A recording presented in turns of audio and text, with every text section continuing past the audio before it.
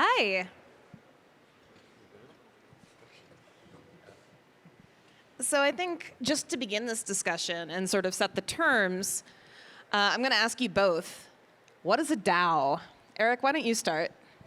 Sure. So, can everyone hear me? Yeah, I think so. It's in the name. It's a decentralized autonomous organization. Everybody has their own definition of the definition of each of those words, right? But at its core, it's really a permissionless tool to coordinate or to allocate. And to me, part of the definition is the uncensorability, the permissionlessness of using it, of interacting, of achieving the mission that it sets out to do. Yeah, I feel like...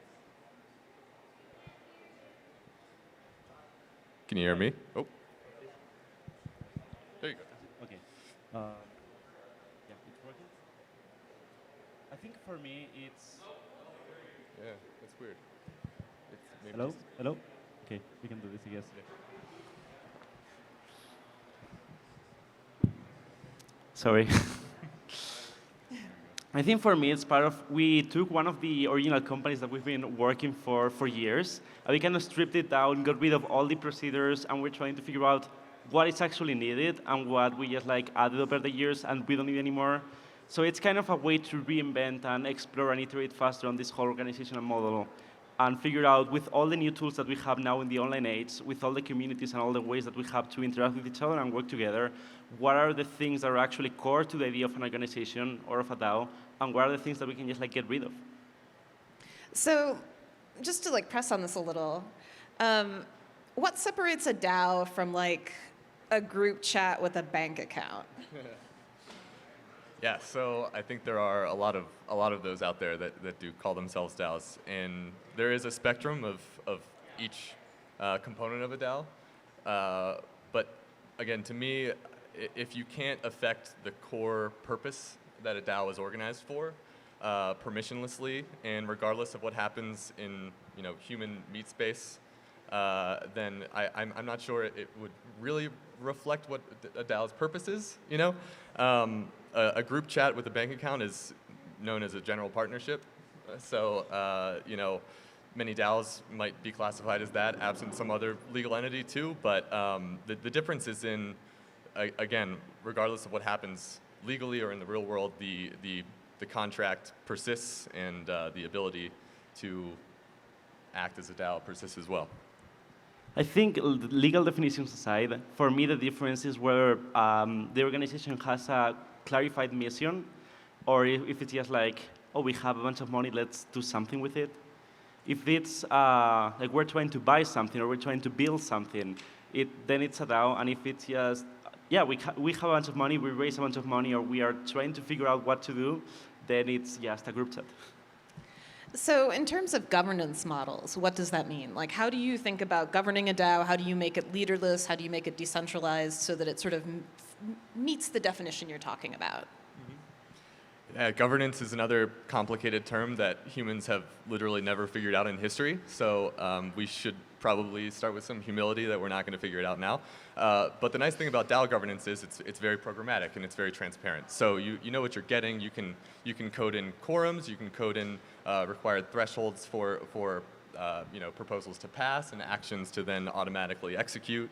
But at the same time, there's necessarily some subjective concepts that come out of DAO governance that fall victim to some of the other governance issues of our time, whether that's influenced by those with larger pockets or some other social pressures, whatever they may be. But again, the great thing about DAOs is you can really make the governance and the consequences deterministic and foreseeable, more foreseeable, I guess.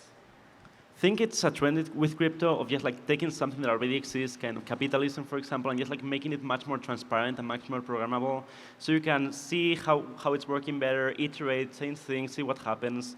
DAOs, in my view, do kind of the same thing with social structures, where we have all these, as you were saying, governance is kind of a thing that has been going towards all of human history. And now we have that in a really visible way. You can see who actually has the power to do things, how things are moving transparently from both inside and outside the DAO. And you can just tweak little things, see what happens if we add more people, what happens if we open voting to everyone. And just, yeah, it's kind of an experiment where you can see what happens, what works better, and then decide what to adopt. Are there specific models that you're thinking of, things that predate DAOs that like might be influential, or like co-ops, for instance, or decentralized communities like Wikipedia? Yeah, absolutely. And co-ops are a great example. There have been several panels about Colorado's limited cooperative organization, and the fact that an existing legal entity fits so well for some DAO patterns is kind of a pointer that there's a lot of these structures that have been honed and sort of made to be efficient and directed towards their end goal throughout history in some ways. So cooperatives are one that where you have members that are undertaking some patronage to affect an end, and they have an ownership stake in what they're doing. There are a lot of unincorporated nonprofit association wrappers that are used with DAOs, where a DAO that doesn't necessarily have a profit-seeking motive is still affecting the same end and would like a coordination mechanism and some coded parameters to it. And then you also have the for-profit, the aims that have any bevy of organizations. But from there you can kind of get even more specific. If there's within for-profit DAOs, you could have investment clubs, you could have service entities, you could have other different types of organizations that often do have some legal structures to them that can be reflected well, or at least referenced well. And within the nonprofits, you have education purposes, you have open source infrastructure building, that sort of thing, and so there's like a whole tree of possibilities. Miguel, I'm curious. ConstitutionDAO, if I understand right, kind of did an organizational speed run. How did that form? What was that like, and what did you learn from it? Yeah, so for context, we just saw an article saying the Constitution went for sale in like 7 days, and we rushed to organize a DAO to actually raise a significant amount of money to place a bid on it, which we ended up getting around 42 million in 4 days, and actually like try to interface with real-life organizations as a DAO. And it was really wild. I think one of the key things is we just created a Discord, created a Twitter, went to bed, woke up with like thousands of people in there, and we had to figure out how to organize people. We ended up just like going with the most, I think, natural way of coordination, which is just like making small working groups on the people that are the most involved, and everyone else was kind of just like helping promote and helping, but not that much involved in the general directions of the DAO, because otherwise you have the kind of too many cooks in the kitchen problem, where you have a lot of people running around doing different things, voting on everything, and then you don't really get anything done. So like one of the things that I feel I learned from all of this is that, in my view, for DAOs to actually work, you cannot start as a fully decentralized organization. You need to have someone that, or like a group of people that actually goes and defines the mission and starts working on that. And if you look at like all of the DAOs that are building something, or most of the DAOs, they always have some kind of core team, even if it's like the Uniswap actual company, or PowerDAO is another example that has like a bunch of engineers that are actually building, that are superseded by the DAO and actually enforce what the DAO chooses, but there has to be some people that are actually building, because if everyone does, yeah, you cannot get anything done, and then you progressively decentralize out of that. Yeah, that plays into another question I have, because it seems like a big part of this has to do with community, and communities are about trust, and decentralization is about not trusting people, and that seems like a central tension. So I'm really curious, like, how do you create a community in this decentralized way that still functions? Yeah, that does flow into Miguel's comments, which were great. You can build a DAO or a product or a community out of whether it's a subjective type of mission or whether it's a deployed smart contract that's useful, and you can build from there. And I think one of the most interesting developments in coordination and capitalistic organization in recent memory was Yearn, and how you start with a product with a so-called fair launch, and it's strictly a protocol that does what it's coded to do. There's some intent evinced maybe in the names of the functions or the comments or commentary in the docs, but at its core, it is what it is. It's a uncensorable contract, and such a community has built from that, built on top of it. The ethos has grown from what was just a simple product, and you know, you do have DAOs that grow from identified founders that have a mission that they've set out. You know, they've written in a white paper, they go on conference stages and talk about it, and then decentralize from there. And sometimes you have DAOs that grow out of a thing that was where the founder could be anonymous, the founder could be the protocol itself, and people have their own interpretations, and then the community is its sort of self-sustaining, sort of mutating organism from there. Yeah, I mean, I feel like you always have some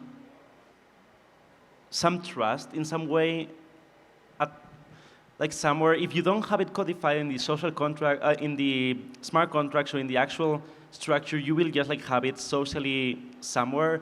Even in communities that are created by anons, people actually do trust those people. Even in projects that are completely decentralized, they will always be like a spokesperson and like someone that if they decided, oh, I'm going to just like fork this and move over to another thing, a bunch of people will follow them. And I feel like it's important to recognize and as much as possible codify those patterns in the actual contract or in the actual structure so that they are at least more visible and recognized as like potential points of failure and planned around. But yeah, I feel that is, as far as I know, not a thing that you can not have. Yeah, you just have to plan around it and make sure that it won't break your own thing if it ever were to happen. I'm really glad that you brought up contracts because I'm familiar with the old-fashioned kind of contracts that you like sign when you're selling your work. And I'm really curious about how smart contracts and the sort of more legal analog contracts, let's call them, interact. Like, I know that a lot of people like to say code is law, but I don't think you actually want most judges to decide whether your code actually is law. So I'm really curious, like how do you create something that interacts with our existing legal framework? Yeah, you can do a number of things. You can create analog contracts that reflect the realities of what's happening in the technology and the code.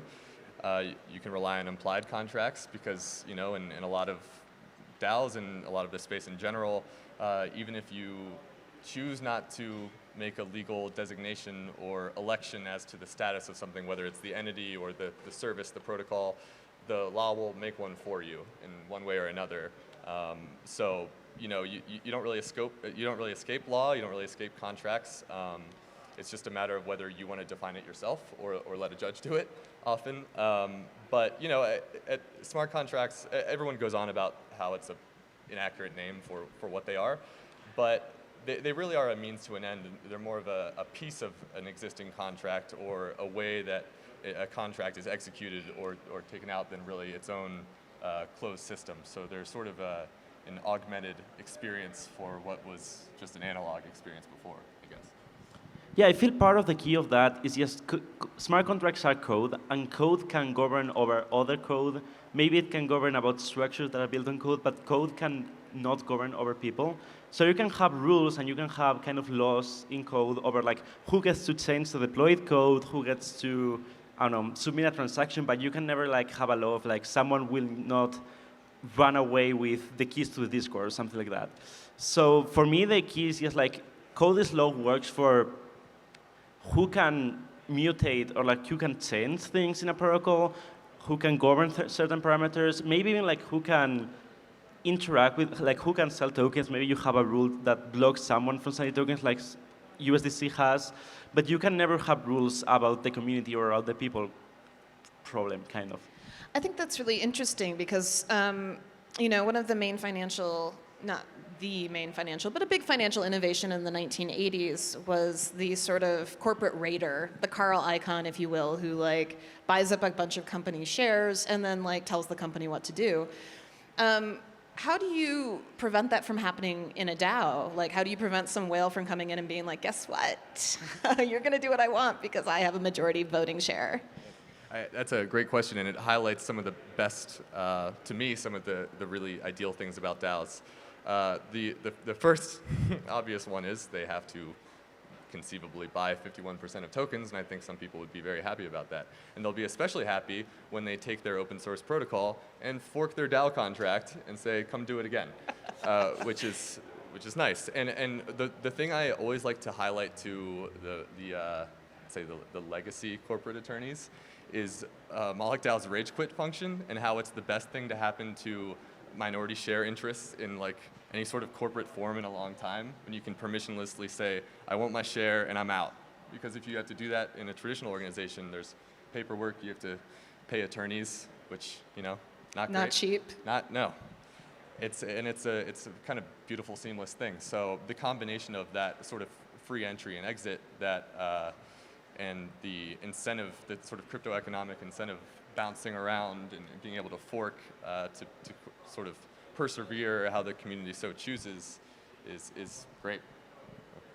Yeah, I feel like it's kind of related to the whole Codis law, how you were saying, like if someone governance attacks a protocol and it's really clear what they are doing and they just like buy 51% of the tokens, you can just cash out, fork the protocol and do it again before the hack. And then some people will go on Twitter and say like, oh, but like governance is working as expected or whatever. And this is where I was like really, where I feel like the whole social aspect also matters. Because sure, your protocol may be just like a DeFi protocol with the only intent of just like being a DeFi protocol, but you will also have some social structures that maybe not defined in the social contract, saying like, oh, if like John San just like buys all the tokens and makes it so that the only thing that you can use your protocol is with his token, you can just fork and leave that protocol with their thing, move the domain and all the assets that you actually control to the other thing. And that, I don't think that's a failure of governance. I feel like that's just like what people would expect to happen, because it is a governance attack, even if the governance systems are in place and work. Because it is not fulfilling the implicit purpose of that protocol. So I feel like that's where it's really important, the whole having social rules along the smart contract ones. So I guess that brings me to my next question. We've been talking a little bit abstractly about DAOs as entities, but I guess I'm wondering what the best use cases are. Because if you want to get most people involved in this kind of thing, you need to have like the equivalent of a killer app. So I'm wondering, like, what is that for DAOs? Yeah, so there are certainly a range of them, but I think the most important use case is something that takes away control or expenses from an intermediary in some aspect, whatever that might be. So it might be capital pooling and allocation permissionlessly and transparently. It might be resource allocation. It might be information allocation. But it's wherever you're able to remove information asymmetry and bad incentives from a system, there's arguably a purpose there. And so you see a lot of DAOs that are based around services that would otherwise require a bank or would otherwise require some sort of intermediary that withholds information from the users that interact with it. And so I went over a couple of different structures earlier, and those structures also kind of lay out some of the best, I shouldn't say best, but most common use cases for DAOs now, and those often are community pooled and allocated funds for creating services, creating software. There's some investment clubs. There's some social justice the types of DAOs where you're able to contribute and allocate and vote as a 0x address rather than a face or someone in a given jurisdiction, whatever it might be. So I have now sufficiently rambled, I think, but the point is that whenever you're able to do something directly in a non-discriminatory way, permissionlessly, in and out, the use cases are kind of absurd when you really think about it. So. Yeah, I think in general, I mean, we've seen that they are useful sometimes to just like raise funds and buy something. Also, if you're building something that is supposed to be decentralized or that you want people to collaborate on, something that you would maybe do as an open source project a few years ago, this is an opportunity to just like add an incentive layer on top of that, allow people to actually get something back for contributing, and in general, just like accelerate the network effects of something. So yeah, not that much to add to what you said, just in general. I feel like it's a more transparent way to build organizations that maybe don't need that much of a legal structure in the real world. I guess the thing about transparency is that it cuts both ways. Like, look, I'm nosy. I'm a reporter. It's my job to be nosy. And like, one of the things that I like about blockchains is I can see what you're all doing with your money. And so, you know, when you're thinking about something like ConstitutionDAO, it's very easy for someone to see how much money you've amassed and then go, okay, I'm going to bid $1 more. Which is, I think, kind of what happened to you guys. So I'm really curious, like, what use cases don't work for DAOs, and when does transparency work against you? I mean, I feel like in this case, with the whole ConstitutionDAO stuff, even if we had obfuscated the amount or we had raised from like multiple other sources, a little bit less transparently, it would still haven't worked because we were against case briefing, which has a bunch of millions to spare. But even in that case, first, to your point, there are solutions being developed that actually do not allow you to see everything that is going on, or do not allow you to like see the flow of money. So that's in progress.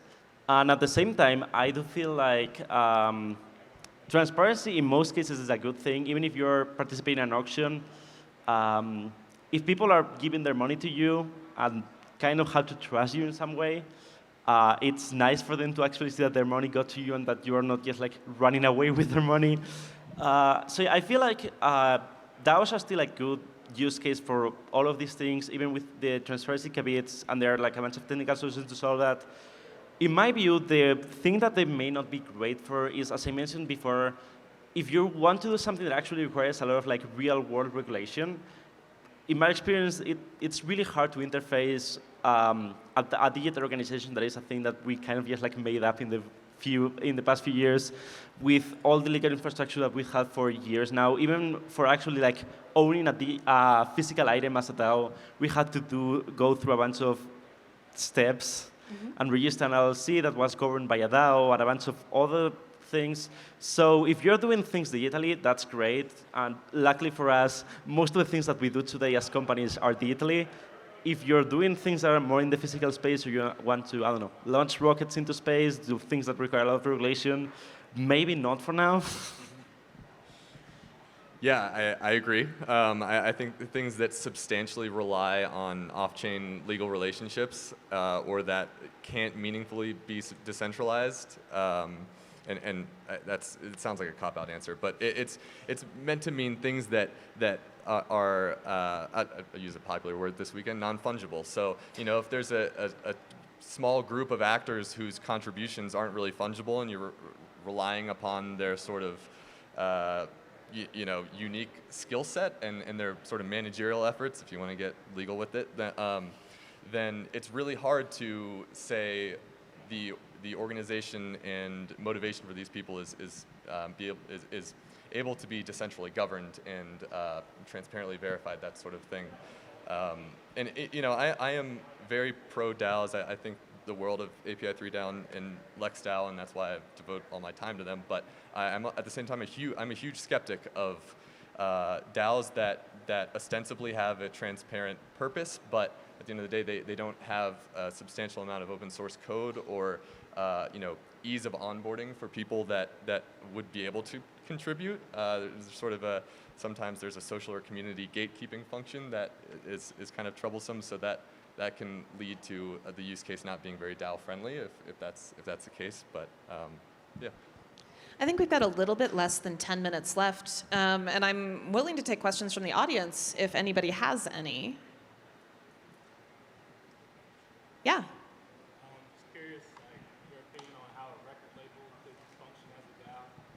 So I'm going to repeat this so that everybody can hear it. And the question was, how could a record label function as a DAO? So I think some of the ways that record labels could be transparent and decentralized in their sort of governance and allocation would be, you know, this would be an instance of a good amount of off-chain legal legwork with the licensing of the music, the sort of guarantees between the artist and the label itself. But if you were to sort of DAOify the label, in some respect, you know, maybe not fully because there's some protected material that record labels would not necessarily want to make public, but you could certainly democratize some of the allocation of resources by vote of the DAO members, perhaps. You could also use the DAO to create maybe sub-entities that manage and house some of the IP, some of the sensitive material, but you provide more clarity and transparency and operations on sort of the whole level and provide more sort of access to the interested community for that label, I guess would be my thinking. Yeah. Cool. My question is, so say for example I wanted to start a community DAO.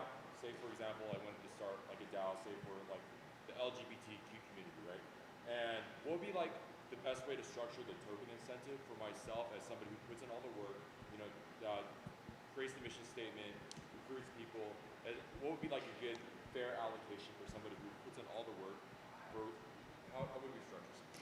Okay, I'm going to repeat this again because I think this is being live streamed, and I just want to make sure everybody gets a chance to hear you. So if you create a community, for instance, an LGBT focused DAO, and you've put in a lot of work, how do you create a token allocation structure that makes sense for the people who have sort of founded the thing but isn't unfair? Is that fair? Yes. Okay. Thank you so much. So instead of recommending a specific framework, because I'm an attorney and it would take me like an hour and it's like be really annoying about it, but I think that it's more important to think about the right questions to ask. Like, what do you really want to decentralize? Conceivably, this would be a non-profit ordeal. What are the sort of deliverables and how much of it could be transparent? How much of it could be programmable in some respect, maybe? And at the end of the day, it might come down to do you want to give up control? You mentioned you would be doing a lot of the work. You'd be the founder. You want to, do you actually want to give up control? Maybe not. I'm sure there's, and it could be in a later stage that there's some sort of broader mission that could benefit from external, similarly interested persons. But often I see people creating DAOs with the best of intentions, but maybe a bit too early, or with a sort of mismatch of apportioning like a public community benefit to what is necessarily a personal goal in the beginning, at least. So those are some kind of intro questions to ask, but this is certainly not to say it's a bad idea. I think it's just specifics are super important when you decide to say, okay, this isn't mine anymore, it's everyone's. Yeah, I was just going to say, I feel like, as I said, it is important to, I feel, start in a more centralized way at the start to actually get things done, and then progressively decentralize once the mission and how you're actually hoping to achieve that has been established. So my only advice would be, maybe do not think about the token allocation on day one. Maybe start thinking about, like, what can I do right now without raising funds, without doing anything? Like, who can I reach out to? What can I do without even having a token? And then once you actually have the reach and the momentum to actually be able to do something with the funds that you want to raise through that token, then you can start to think, like, how do I distribute the value that I'm going to generate? And probably most of it should go just to like a DAO treasury. Some of it should go to you as the founder and the person that has put into motion, and everyone that will help. But the specifics, I don't think really matter that much when you're thinking, how do I start this? They matter at that moment, and at that moment you can just, like, I don't know, ask him for an hour of his time and talk about it or something. Well, I think that's a good note for us to end on. I want to thank you all so much for coming, and thank you to my fellow panelists for bringing their expertise. Thank you. Thank you.